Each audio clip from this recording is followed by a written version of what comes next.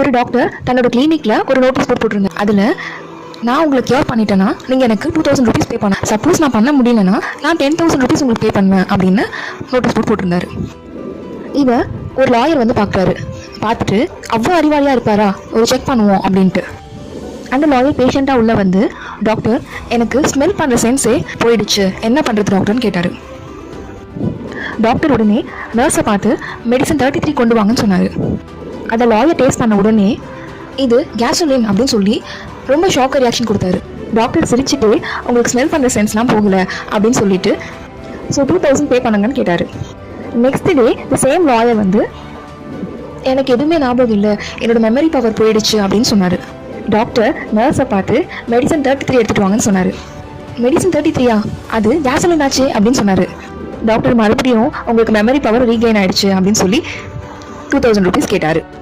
Next day lawyer again பிளைண்டாக வந்தார். High power போயிடுச்சு doctor அப்படின்னு சொல்லி சொன்னார். டாக்டர் சாரி, என்னால் உங்களோட பிளைண்ட்னஸை கியூர் பண்ண முடியாதுன்னு சொல்லி இந்தாங்க உங்களோட 10,000 சொல்லி கொடுக்குறாரு. அதை பார்த்த லாயர் இல்லையே இது வெறும் 500 rupees தானே அப்படின்னு ஷாக்காக கேட்குறாரு.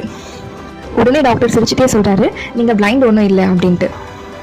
இதிலேருந்து என்ன தெரியுது, நம்ம எவ்வளோதான் ஸ்மார்ட்டாக இருந்தாலும் நம்மளை விட ஸ்மார்ட்டராக யாராச்சும் இருந்துகிட்டே இருப்பாங்க இந்த வேர்ல்டில்.